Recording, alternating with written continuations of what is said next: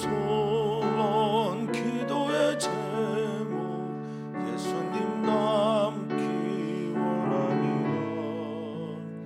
예수님 영상 나 입기 위해 세상에 보았기 전에 예수님 닮기 내가 원하네. 날 구원하신 예수님을 내 마음속에 지금 고도사 주님의 영상 잊히소서. 무한한 사랑 풍성한 긍휼 슬픈 자 위로하시는 주 길 잃은 죄인 부르는 예수 그 영상 남게 하옵소서. 예수님 닮기 내가 원하네. 날 구원하신 예수님을 내 마음속에 지금 고도사 주님의 영상 인치소서. 겸손한 예수 거룩한 주님 원수의 멸시 참으시사 우리를 위해 고난을 받은 구주를 닮게 하옵소서. 예수님 닮기 내가 원하네. 날 구원하신 예수님을 내 마음속에 지금 고도사 주님의 영상 인치소서. 아멘. 아멘. 주님 닮아가는 하루의 삶이 되기를 소망합니다. 빌립보에서 바울 사도는 우리가 주님을 닮아가는 것이, 주님 마음을 우리가 갖는 것이 두렵고 떨림으로 너희 구원을 이루라는 말과 함께 주님의 마음을 닮아가고 주님의 마음을 우리가 갖는 것이 구원임을 우리에게 말합니다. 주님 닮아가는 구원, 주님의 형상, 그 형상을 따라 살며 주님 따라가 주님의 얼굴을 닮아가는 그 구원이 오늘 우리 가운데 이루어지게 해 주시옵소서. 예수님 닮기 정말 원합니다. 예수님처럼 살고 사랑하며 용서하며 품고 살게 해 주시옵소서. 감사하며 예수님의 이름으로 기도하옵나이다. 아멘. 하나님의 말씀 함께 봅니다. 하나님의 말씀은 창세기 42장 18절에서 25절까지입니다. 창세기 42장 18절에서 25절까지 말씀입니다. 한 목소리로 읽겠습니다. 사흘 만에 요셉이 그들에게 이르되 나는 하나님을 경외하노니 너희는 이같이 하여 생명을 보존하라. 너희가 확실한 자들이면 너희 형제 중 한 사람만 그 옥에 갇히게 하고 너희는 곡식을 가지고 가서 너희 집안의 굶주림을 구하고 너희 막내 아우를 내게로 데리고 오라. 그러면 너희 말이 진실함이 되고 너희가 죽지 아니하리라 하니 그들이 그대로 하니라.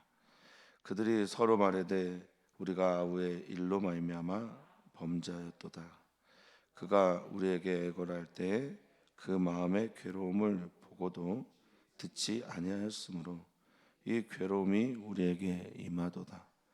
루벤이 그들에게 대답하여 이르되 내가 너희에게 그 아이에 대하여 죄를 짓지 말라고 하지 아니하였더냐. 그래도 너희가 듣지 아니하였느니라. 그러므로 그의 핏값을 치르게 되었도다 하니 그들 사이에 통역을 세웠으므로 그들은 요셉이 듣는 줄을 알지 못하였더라. 요셉이 그들을 떠나가서 울고 다시 돌아와서 그들과 말하다가 그들 중에서 시몬을 끌어내어 그들의 눈앞에서 결박하고 명하여 곡물을 그 그릇에 채우게 하고 각 사람의 돈은 그의 자루에 도로 넣게 하고 또 길 양식을 그들에게 주게 하니 그대로 행하였더라. 아멘. 아멘. 하나님께서 우리를 사랑하십니다. 그리고 하나님께서는 언제나 우리를 선하게 인도하실 것을 믿습니다.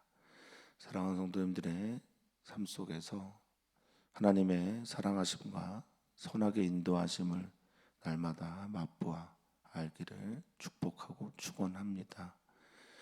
요셉이 형제들을 만나고 또 형제들에게 사흘을 가두게 한 일을 한 후에 이제 새로운 제안을 합니다. 요셉은 그 꿈에 대해서 생각을 하였고 그 꿈의 의미가 무엇인지를 점점 찾아가 알게 되고요. 형들에게 그것을 테스트함으로 형들이 어떤 마음으로 또 이 꿈들을 이루어갈 때 어떤 마음으로 그 꿈들을 이루어가시는 하나님 앞에 서게 돼야 되는지를 잘 알고 있는 듯합니다. 이제 요셉의 이야기와 또 형들의 이야기를 조금 더 살펴보겠습니다. 자, 18절 말씀입니다. 3일을 가둔 후에 사흘 만에 요셉이 그들에게 말을 합니다. 애굽의 총리의 입에서 나오는 말로는 좀 놀랍죠. 그들은 애굽의 총리라고 요셉을 생각하고 있겠지만 요셉은 애굽의 총리로서 그곳에 서 있는 게 아니라 하나님을 경외하는 사람으로 서 있음을 말해주고 있습니다. 사랑하는 성도님들이 있는 그 자리가 어떤 자리인지 모르겠으나 하나님을 경외하는 한 사람으로 서 있기를 주님의 이름으로 축복합니다. 여기 경외하다라는 말이 이제 히브리어로 야레인데요. 이 야레라는 말은 두려워하다, 떨다 뭐 이런 뜻입니다만 기본적으로 압도적인 타자 앞에서 내가 감당할 수 없는 경외감을 주는 어떤 대상을 만났을 때 자연스럽게 찾아오는 마음을 말할 때 야레를 씁니다. 유대인 랍비들은 그렇게 얘기합니다. 이 야레의 감정 없이 토라를 읽어서는 안 된다. 이 야레 하나님을 경외하는 마음 없이 하나님의 말씀을 읽는 것은 아무런 일도 일어나지 않는다라고 말할 정도로 이 야레라고 하는 하나님 앞에서의 경외감, 두려운 마음을 유대인 랍비들은 가장 중요한 하나님 앞에 선 감정으로 마음으로 설명하곤 합니다. 사랑하는 성도님들, 오늘 하나님의 말씀 그 앞에 설 때, 또 하나님께 기도할 때, 하나님께 예배하실 때 성도님들 안에 이 경외감, 하나님을 향한 두렵고 떨리는 마음이 일어나게 되기를 축복합니다. 이 경외감은 그저 두렵기만 한 마음은 아닐 겁니다. 하나님을 향한 공경의 마음, 하나님을 향한 존경의 마음, 사랑의 마음, 높여드리고 싶어하는 마음이 함께 일어날 때 제대로 된 경외감이 될 수 있을 겁니다. 하나님이 무서워서 하나님의 말씀을 지키는 것이 아니라 하나님을 사랑하고 공경하고 또 두려워하기 때문에 하나님 말씀을 자유롭게 지켜나가는 하나님 주신 자유의 마음으로 하나님 편을 날마다 택할 수 있는 그런 경외감이 우리 성도님들에게 있기를 축복합니다. 하나님 경외할 때 하나님께서 주신 명령의 가치를 따라 살아가게 됩니다. 우리가 모두 그런 성도이기를, 그런 또 교회가 되기를 기도합니다. 자, 요셉은 나는 하나님을 경외하는 사람입니다 라고 말하면서 이어서 말을 하는데 경외하는 사람들은 이것을 해야 됩니다 라고 말하는데 그게 뭐냐면 생명을 보존하는 것이다 라고 말합니다. 저는 우리 그리스도인들이 하나님 정말 경외하면 첫 번째 이 안에서 일어나야 되는 게 뭐냐라고 말을 하면 생명을 귀하게 여기는 거라고 믿습니다. 우리 올림픽에서 금메달을 첫 번째로 딴 사람은 베를린 올림픽의 송기정홍인데요. 송기정홍이 대한민국 자신의 가슴에 가장 큰 영향을 준 스승으로 김교신 선생님을 말씀을 했습니다. 이 김교신 선생님은 그리스도인입니다. 하나님을 믿는 사람인데 이분의 삶의 태도가 함부로 버리지 마라. 생명이다라는 그 좌우명을 가지고 늘 살았던 분이에요. 그러니까 어떤 존재도 하나님으로부터 비롯된 생명은 가치 있게 여기는 게 그 김규신 선생님의 가르침이었습니다. 그리스도인은 하나님 경외하고 생명을 귀하게 여깁니다. 그러기에 복음도 전하는 거고요. 그러기에 이 하나님께서 주신 지구라고 하는 이 세계 속의 자연들도 귀하게 돌보는 겁니다. 생명을 보존하는 게 하나님 경외하는 사람들의 특징입니다. 생명을 생명되게. 그래서 우리도 그리스도인들의 첫 번째 사명을 말할 때 나에게 준 사명이라면 나의 생명을 아름답게 가꾸어 가는 것이 그리스도인의 첫 번째 사명입니다. 또한 요셉의 이 이야기는요, 하나님을 믿는다고 하면서 하나님을 경외하는 마음이 없는 형들에게 에둘러서 비판을 하고 있는 말이기도 합니다. 또한 이 시대를 살아가고 있는 그리스도인들에게, 그리스도인이 20억 가까이 된다고 말을 하는데 어떻게 이 지구의 환경이 이렇게 무너지고 있는지를 비판하고 있는지도 모르겠습니다. 교회가 이렇게 많은데 생명이 이렇게 경시 여겨지는 시대가 언제였냐라고 요셉의 말을 통해서 우리에게 비판하는 듯합니다. 그리스도인이 많아지면 많아질수록, 하나님 경외함이 많아지면 많아질수록 생명이 생명의 자리에 있는 은혜가 있기를 소망합니다. 가난한 자가, 버려진 자가, 소외된 자가 그 생명의 가치를 따라 살아가는 은혜, 오늘 우리들이 기도해야 될 제목임을 다시 한번 새겨봅니다. 자, 이렇게 말합니다. 내가 가만 생각했는데 내가 너희 다 정탐꾼으로 잡으려고 했는데 너희가 확실한 자들이라고 하니까, 너희가 만약 정말 확실한 자면, 여기 이제 확실하다라고 하는 히브리어가 켄이거든요. 이 켄은 똑바로, 정직한, 이럴 때 많이 씁니다. 너희가 정말 정직한 자라면 한 사람만 오게 갇히게 하자. 그리고 너희는 곡식을 가지고 가서, 여기에 이제 요셉의 마음이 있죠. 생명을 보존하면서 아버지와 막내 동생을 향한, 그리고 어머니들을 향한 배려의 마음이 여기 있죠. 가서 굶주림을 구하라라고 그렇게 말하고 있습니다. 여기 이 옥이요, 감옥이라고 하는 이 옥이 다른 여러 말들을 썼지만 여기서는 미시마르라는 히브리어를 썼습니다. 이거는 감옥이라기보다는요 보호소에 가까워요. 감옥 그러면 보르, 뭐 다른 다 말들을 써서 뭐 철창이 있고, 토르라고 하면 이렇게 원형의 강력한 그런 감옥들을 말하는데, 여기서 미시마르라고 하는 건 뭐 보호하고 지켜주는 곳으로 그렇게 이해하시면 되겠습니다. 그러니까 좀 감옥의 단계에서 보면은 좀 안전하고 평안한 곳이라고 볼 수 있겠죠. 여기에 요셉이 있었어요. 자, 그렇게 빨리 가서 굶주림을 구하라라고 말하면서 20절에 너희 막내하고 데리고 와야 돼, 이렇게 말합니다. 그루터기 배우면 또 친구들한테 물어봤어요. 왜 막내 아우를 데려오라고 그런 거 같니? 그랬더니 보고 싶어서요, 뭐 이런 얘기가 제일 많더라고요. 나는 왜 그 생각을 못했을까? 이런 생각이 듭니다. 보고 싶어서, 자기의 동생이 너무 보고 싶으니까. 그리고 형들이 동생을 나처럼 대하고 있었던 건 아닌가를 확인하고 싶어서도 분명히 있었을 겁니다. 그리고 막내라고 하는 이 카탄에 있는 약자, 어린, 뭐 미련한, 힘이 없는, 권위가 없는, 권리가 없는, 이런 등등의 말들을 쓰는 이 카탄이라는 작은이라는 뜻은요, 우리가 돌봐야 될 어떤 대상을 말하기도 해서 형들이 이 막내를, 어린 아이를 잘 돌보고 있는지를 확인하기 위함도 있을 겁니다. 자, 너희가 막내 아이를 잘 데리고 오면 너희 말이 진실함이 될 것이다 라고 말합니다. 근데 이제 그제야 너희 말을 믿어줄게 라고 말할 때, 이 진실함이 되다라는 말에서 아멘이 나와요. 이게 이제 아만이라고 하는 동사입니다. 신뢰하다, 믿다, 믿음직스럽다, 신실하다, 이런 뜻이거든요. 그러니까 너희가 말한 거를 그대로 행하면 너희는 그럼 신실한 사람이 되는 거야 라고 말합니다. 하나님 경외하는 사람, 생명을 보존하는 사람, 생명을 잘 지켜나가는 사람들은요, 말한 대로 삽니다.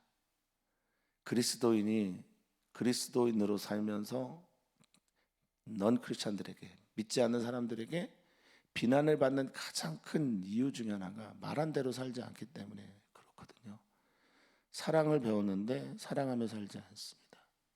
용서를 하나님 앞에 받고 구원을 얻었는데 용서의 삶 나타나지가 않아요.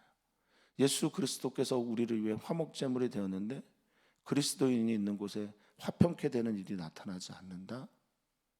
그러면 사람들이 말합니다. 너는 아만의 사람이 아니다. 너는 신실하고 진실하고 신뢰받을 만한 그런 사람이 아니다라고 말을 한 겁니다.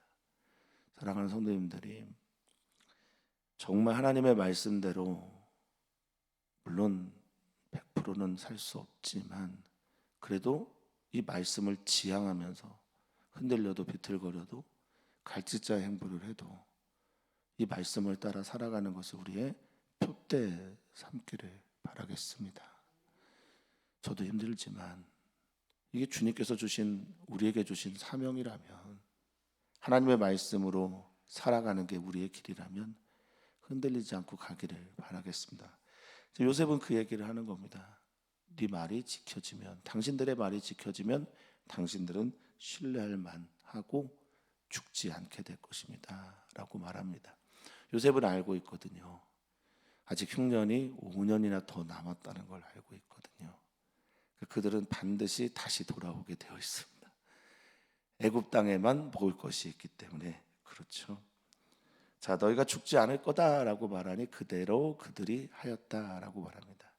여기에서 그대로 하였다라는 말은 이제 미래에 일어날 일을 미리 말한 것처럼 보이는데, 그들이 그대로 하였다는 말은 순종하였다라는 뜻을 가지고 있습니다. 동생의 말에, 근데 동생이라기보단 총리의 말에 순종합니다. 그렇게 말하고 있습니다. 자, 그때 이제 그들이 서로 말하고 있습니다. 한 명이 갇혀야 되고 또 동생을 반드시 데려와야 되고, 곡식은 가져갈 수 있는지 모르겠는데 커다란 짐덩어리도 하나 가져가는 거예요. 요셉이 어떤 마음으로 이렇게 테스트하는지를 모르기 때문에 커다란 짐덩이를 하나 가지고 갑니다. 그러니까 곡식과 함께 짐을 가지고 집을 가야 되는 거죠. 그래서 서로 말합니다. 서로가 서로에게 말을 하는 거예요. 이렇게 말합니다. 우리가 아우의 일로 말미암아 범죄하였도다. 죄를 지었다. 이렇게 말합니다. 이 범죄하다라는 아셴이라고 하는 말은 이제 나중에 속건죄도 되고 범죄도 되고 유죄하다, 죄를 지었다 이런 뜻인데, 우리가 아우 때문에 아우를 향하여 범죄하였다. 이제 22년 전의 일이 떠오르는 겁니다. 우리가 회개를 말할 때 우리가 무엇을 잘못했는지 떠올라야 비로소 회개가 시작되잖아요. 그러니까 그 죄가 떠오르기 시작합니다. 그가 우리에게 애걸할 때, 그가 우리에게 애걸하다라고 하는 이 말이 히브리어로 하나니에요. 하나니라는 히브리어는 자비를 베풀다, 은혜를 구하다 이런 뜻이지 않습니까? 그러니까 그가 우리에게 제발 용서해 주세요, 살려 주세요, 자비를 베풀어 주세요, 은혜를 주세요라고 할 때 우리가 그 마음의 괴로움을 보고도 듣지 않았다라고 말합니다. 그 괴로움, 이 차라라고 하는 히브리어인데 이거 때리다예요. 마음이 계속 맞다, 역경을 당하다, 고난을 당하다, 아픔을 당하다. 그래서 이 차라라는 말이 원수라는 말로도 쓰입니다. 그래서 원수, 그 마음에 막 때리고 맞고 괴로움들이 막 일어나고 있는데 우리가 외면했다. 그래서 이 괴로움이 우리에게 임하도다라고 말합니다. 이 말 우리는 오늘 우리가 마음에 꼭 새겨야 되는 말입니다. 대한민국에 너무 큰 슬픔이 찾아왔죠. 죽어간 희생자들은 죽어간 사람들의 이야기일 겁니다. 근데 너무 아프죠. 근데 그 유가족들도 얼마나 괴롭겠습니까? 그런데 이들의 지금 차라라고 하는 괴로움을 보고도 외면하거나 보고도 그들을 조롱하거나 거기 왜 갔냐? 물론 그런 말 할 수 있죠. 그런데 그들에게 그 말을 하는 사람들, 지금 그들의 괴로움을 보고도 외면하고 그들의 괴로움을 보고도 그들의 상처를 더 후벼 파는 말들을 하거나 그들의 괴로움 보면서도 그들과 함께 아파하지 않게 될 때, 지금 형제들 보십시오. 몇 년이 지나서, 아니요, 어떻게 될지 모르죠. 그때 우리가 그래서 그랬구나라고 말합니다. 이거 지금 현재 일어나고 있는 일들에 대한 것만이 아니라 그리스도인들이 날마다 삶에서 견지해야 될, 마음에 새겨야 될 말씀이라고 저는 생각합니다. 지금 우리 주변에 누군가가 아파요. 우리 주변에 누군가가 괴로워요. 우리 주변에 누군가가 상함을 경험했습니다. 찢김을 경험했습니다. 고통을 경험했습니다. 보고도 듣지 않는다? 이게 과연 하나님을 경외하고 생명을 보존하는 사람들의 이야기일까? 우린 돌아봐야 합니다. 북한의 아픔, 열방에 있는 사람들의 아픔, 우리 주변의 가난한 이들, 우리 주변에 찾아온 나그네들, 강도 만난 사람들, 지금 괴로워서 고통당하고 있는 현재적 사람들, 우리가 어떻게 봐야 될지를 말해주고 있습니다. 형들의 이 말에 대해서 루벤이 대답합니다. 내가 그때 우리 그 아이에게 죄 짓지 말자고 하지 않았냐. 여기서 죄를 짓다는 하타거든요. 길에서 벗어나다, 범죄하다, 어긋나다. 이거는 정도에서 벗어난 거야. 내가 말하지 않았냐. 그런데 너희가 듣지 않았다. 22절에 이렇게 말합니다. 그러므로 그의 핏값을 치르게 되었도다 라고 말합니다. 저는 모든 그리스도인들이 생명의 감수성을 좀 가져야 된다고 생각하고 믿습니다. 그리고 누구를 비판하고 비난하는 건 아니지만 모든 종류의 정치 지도자들은 이 생명의 감수성을 반드시 가지고 있어야 합니다. 뭐 우리나라뿐 아니라 북한이나 또 독재 정치를 하고 있는, 그리고 내전을 만들어내고 있는 모든 종류의 지도자들이 생명 귀한 줄을 모르고 살면 안 됩니다. 기도해 주시기를 부탁을 드립니다. 하나님을 경외한다라는 건 하나님 주신 생명을 귀하게 여긴다는 거거든요. 루벤이 그 핏값을 우리가 지금 치르고 있는 거야 라고 말하고 있습니다. 통렬하죠. 이 치르다라고 하는 말이 히브리어로 따라시거든요. 이 따라시라는 말이 찾다라는 뜻입니다. 근데 이거를 원뜻은 뭐냐면 얼룩진 것을 이렇게 닦아내는 거예요.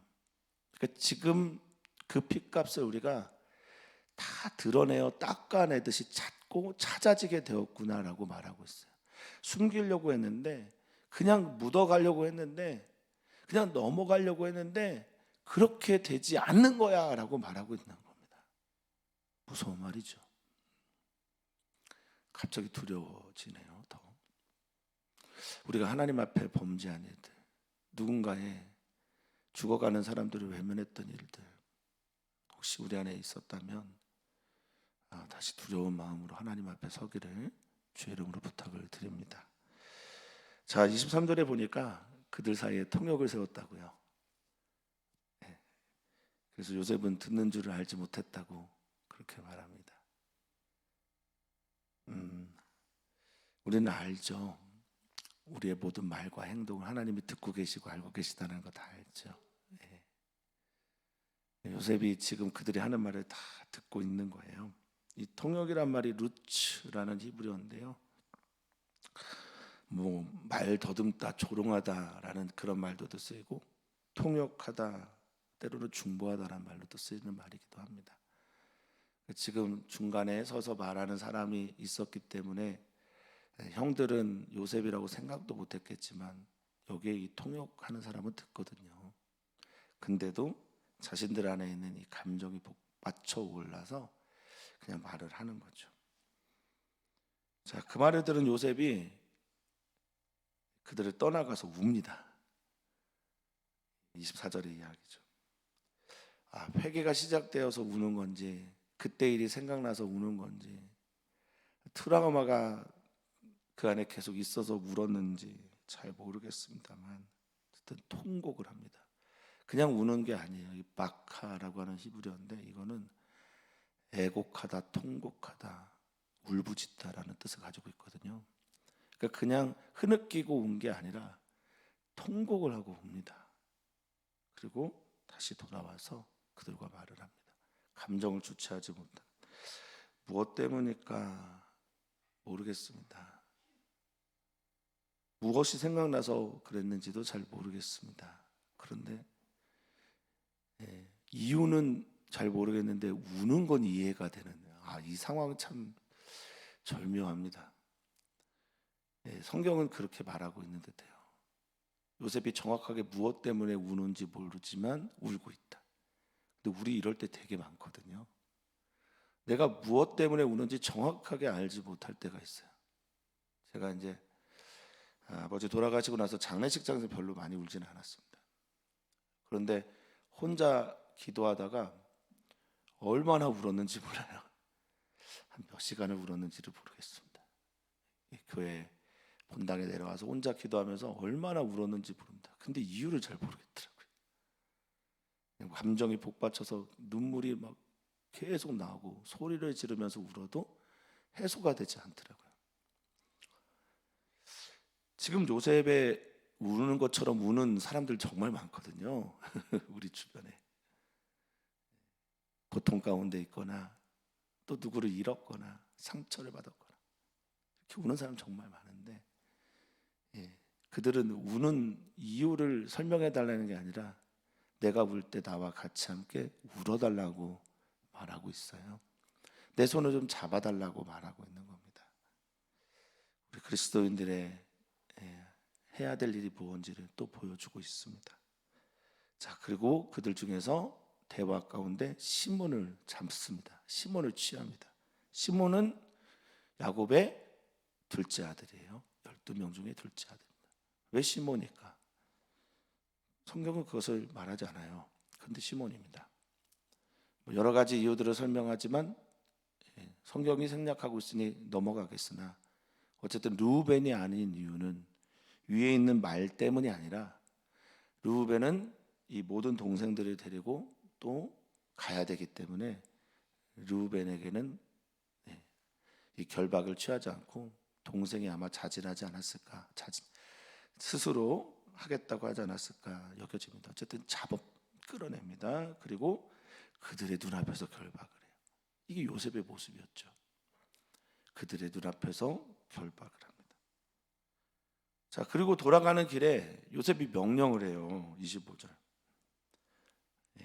요셉의 세심함과 또 요셉의 사랑함과 이런 것들이 돋보이는 장면입니다. 곡물을 그들이 원하는 만큼 그릇에 가득 채웁니다. 이 채우다라는 게 말레인데요, 가득하다라는, 충만하다는 뜻입니다. 그 그릇에, 자루에 곡물을 가득 넣습니다. 그들이 준비하여 광주리에 가득 넣어요. 충만하게 채워주고 또 그 사람들이 가져온 돈도 같이 넣어줍니다. 돈도 집어넣어요, 거기다가. 그런 후에 가다가 뭐 싸울 일도 있겠지만 가다가 길냥식까지 챙겨줍니다. 길에 가다가 먹어야 되는 이 체이다라고 하는 건 떡이나 간단한 음식들을 말하거든요. 그러니까 그것까지 챙겨주는 거예요. 그리고 그것을 명령합니다. 부하들에게 명령하니까 그들도 그대로 행합니다. 오늘의 이야기는 이렇게 끝이 나죠. 그리고 이제 내일 또 다른 이야기가 시작이 됩니다.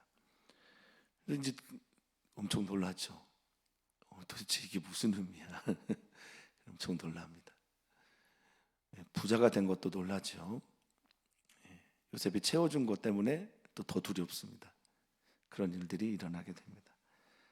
오늘 사랑하는 성도님들에게 주신 하나님의 말씀과 우리가 기도해야 될 말씀은 뭘까? 사랑하는 성도님들, 하나님 경외하는 사람으로 생명을 지켜나가는 사람들이 되기를 축복합니다. 우리는 생명을 살리는 사람들이어야 합니다. 하나님 경외한다는 건 바로 내 생명을, 내게 주신 나의 생명을 아름답게 살아내는 게 하나님 경외하는 사람의 모습이고요. 또한 우리 주변에 있는 죽어가는 사람들을 향해 손을 내밀고 그들을 살려내는 게 또한 우리의 사명이며 하나님 경외하는 자의 모습일 겁니다. 오늘 수요 선교 예배의 날인데 우리가 그것을 위해 기도하지요. 또 그 일을 하는 사람들을 위해 축복하고 그들과 함께 손을 잡고 서서 하나님께 나아가는 사람들이 우리들입니다. 축복합니다. 우리 사랑하는 성도님들이 계신 곳에서 나도 하나님 주신 그 생명을 귀하게 여기며 살고요.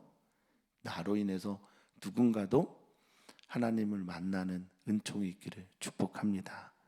오늘 우리는 기도합니다. 대한민국을 위해서 기도하고 이 슬픔에 잠겨있는 유가족들을 주께서 깊이 위로해 주실 것을 위해 기도해 주시고요.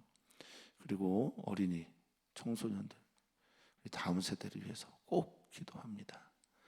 오늘 선교사들을 위해 기도하는 수요 선교 예배의 날인데 선교사님들을 위해 중보 기도해 주시기를 부탁을 드립니다. 하나님, 우리는 하나님을 예배하는 예배자이며 하나님을 경외하는 그리스도인들입니다. 하나님을 온전하게 경외하는 삶을 살아내면서 생명을 존중하고 보존하며 생명을 귀하게 여기는 우리 모두가 되게 해 주시옵소서. 하나님께서 주신 생명이기에 하나님으로부터 비롯됐다는 걸 깨달아 그렇게 가치 있게 우리를 살아내며 우리 주변에 생명이 있는 모든 존재들을 존귀하게 대하는 그리스도인 되게 해 주시옵소서. 감사하며 예수님의 이름으로 기도하옵나이다. 아멘.